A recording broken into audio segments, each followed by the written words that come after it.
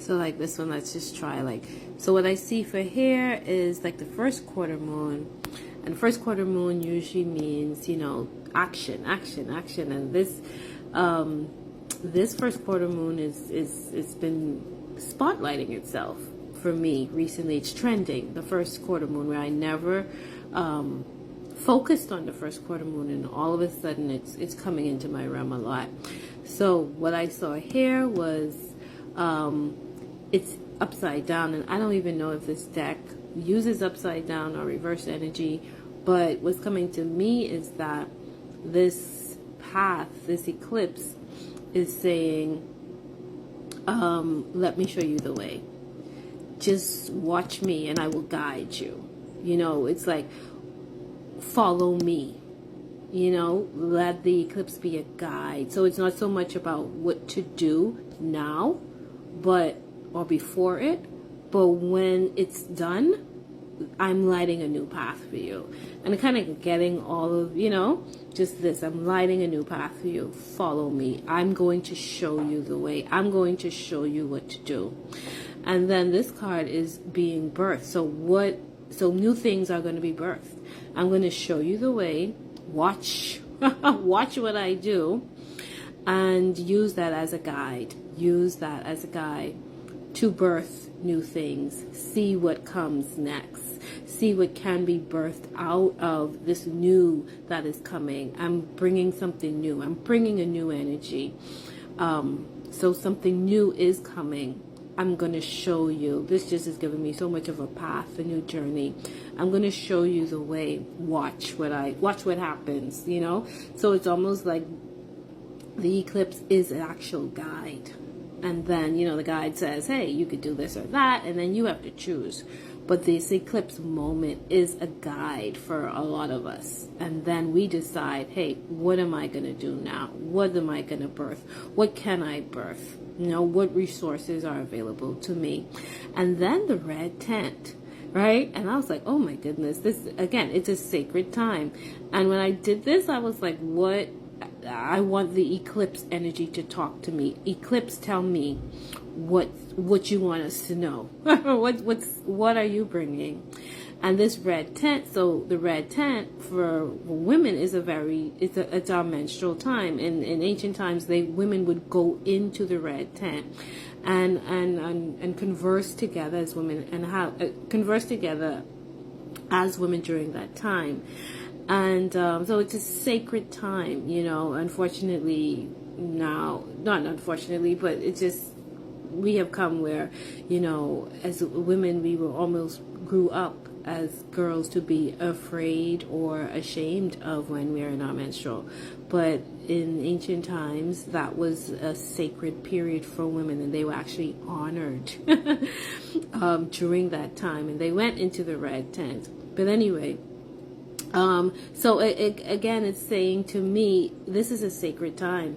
This is a sacred passage. This is just not a normal eclipse. You know what I mean? And that's probably why there's so much buzz around it. But it's a sacred season as well. It's a season for us to go in, right? To go in, to commune, to gather ourselves. So maybe during the eclipse, you want to do that, be in a meditative state, you know, have those moments of stillness, no matter what's going on outside.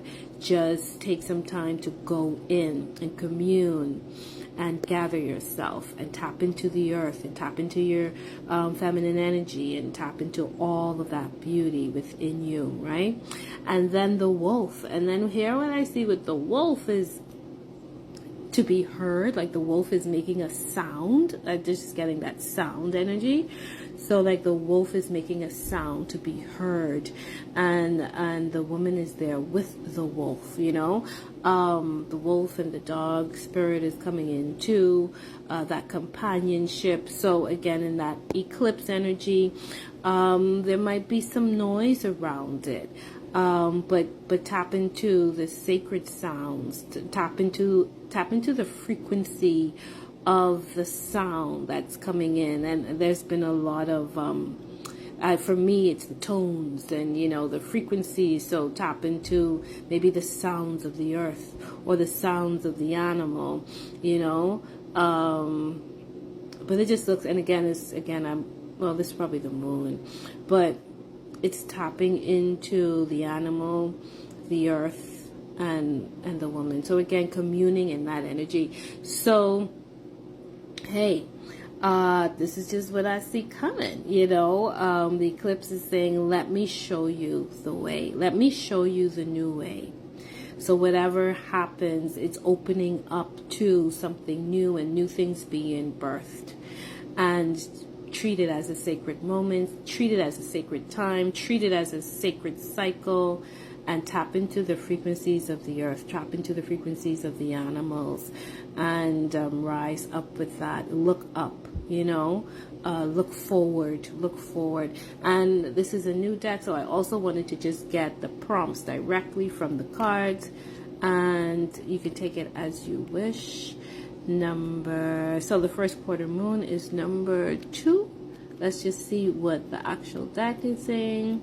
Not the fullness of it, but just the message, which is, I am guided on my path. Yes, right? So let this eclipse show you the path to move forward. It's not about knowing what to do before, but tapping in and seeing the new path laid out, and then following that path, or with your guidance, you know, with your own inner guidance, creating that new path to move forward with all the changes or what might change from this eclipse energy.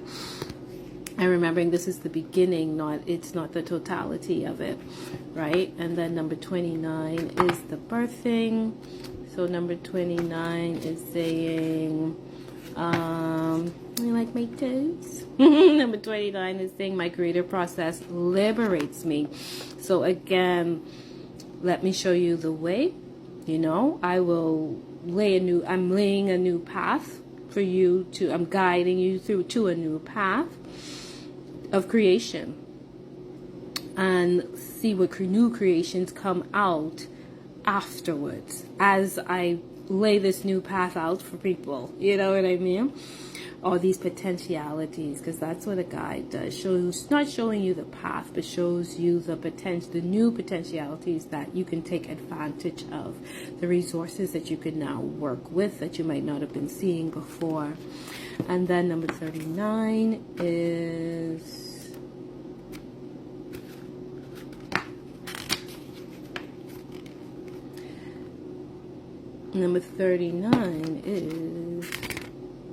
actually goes into the ritual section of this deck, and it says, I create sacred space for myself. Again, yeah, create some sacred space.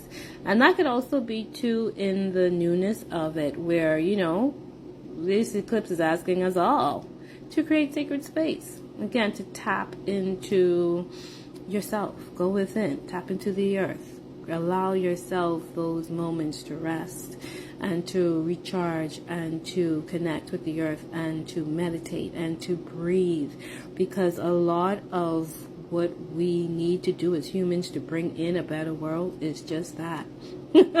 So, you know, those reminders are going to come in. You are sacred. The earth is sacred.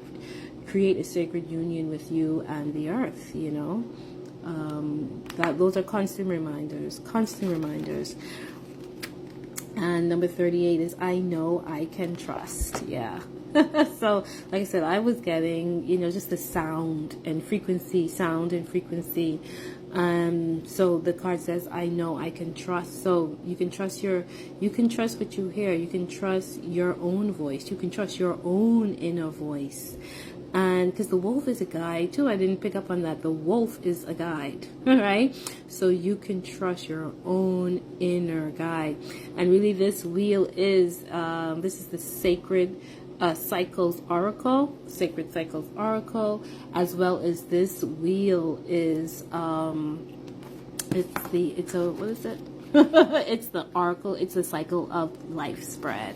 So I wanted to see the life of this eclipse energy coming in.